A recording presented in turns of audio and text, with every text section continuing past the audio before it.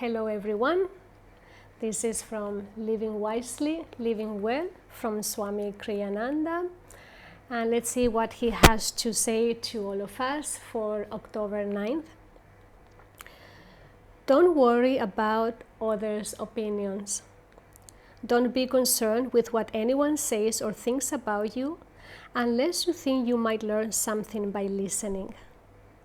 Think in terms of what you give out to others, not of what you receive from them in return. These are such powerful words, and I have seen how they indeed have been so helpful, especially in the last years of my life. I was thinking today while preparing for this webinar, before I came to the spiritual path, I was so concerned on what other people thought about me. Sometimes I was afraid to disappoint people. Other times I wasn't brave enough to face this harmony of any kind. Other times it was simply easier to please everyone.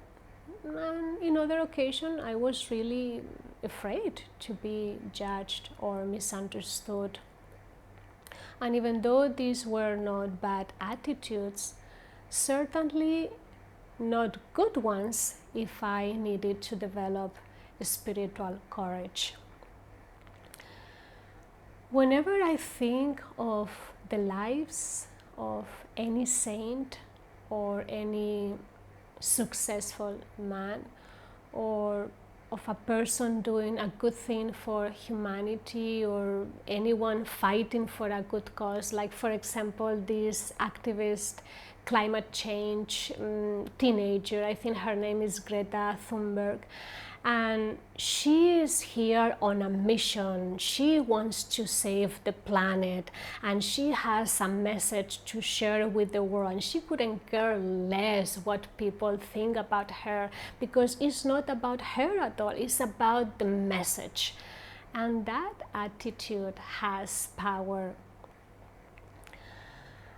I was thinking, anytime we want to share a message or a vision or a project or an idea with anyone, and even though we believe 100% in it, but there are moments when we start thinking, but what other people will think about it? How is this going to be seen from outside? And unfortunately, we start giving so much power and emphasis to that kind of energy and thought, where we think there is this energy projecting from outside towards us and we need to protect ourselves by it.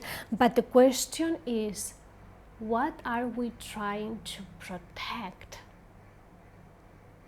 And the answer is the ego. The ego doesn't like to be wrong. The ego doesn't like to be ignored. The ego doesn't like to be judged. And what's happening, we are trying to protect the ego. We are trying to make sure that the ego doesn't get affected by what other people think about him and so on. And therefore, our message becomes less and less powerful.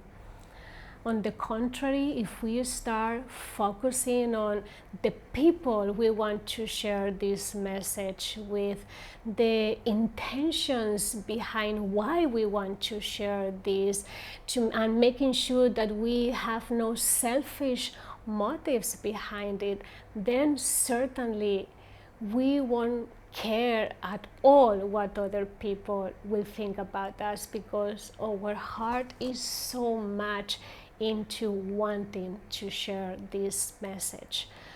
So anytime that we find ourselves in situations where we feel we want to share with the world, but we also have this nagging thought in our minds saying, but yeah, but what about what other people are going to think?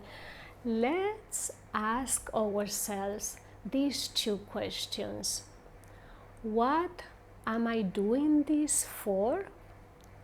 And what is this helping me to develop? And for the first question, what am I doing this for? I was thinking it's so important in everything we do, everything we say, in our thoughts, in all our actions, always to keep in mind that the only really person we want to please is God, and to make sure that everything we do is in alignment with His spiritual laws, and everything is in harmony with the law of dharma and karma, and our intentions are really pure, because guess what? God watches the heart. Your guru is watching your motivation, and as long as we focus our energy in doing our best for the divine, for the universe to be in harmony with everything and everyone around us, then really other people's approvals and criticism really become so secondary to us. And the second question, what is this helping me to develop? Well, when I became Swami Kriyanada's assistant, I believe he saw that tendency in myself, and he managed to create situations where I needed to bring out that strength and that courage, and no matter how uncomfortable it felt to me, but it was for a good cause. And I remember that I found myself many times in this kind of situations where Swamiji and I will be alone in his house, and he very casually will ask me, Narayani, what do you think about this project? Or what do you think about so and so? And what is your perception about this person? And do you think this could be improved? And obviously, since no one was around, I felt so comfortable to share so truthfully and so honestly and so openly what I felt about so and so and about that person, and certainly these things could be improved, and what about to do it in this specific way and so on, because obviously he wasn't going to share this with anyone. But guess what? Next time that someone will come to his house, or whenever we were with a group of people and in the middle of a conversation, Swamiji will come out with, by the way, did I tell you that Narayani thinks that this could be improved in this way, that this is happening with so and so, and this new project can be done in this different way? And I will be like so embarrassed and so shy, and my face will be like as red as a tomato, and I will inwardly think to myself, oh my God, what all these people are going to think about all these comments. But that's exactly what I needed. I needed to develop character and inner strength.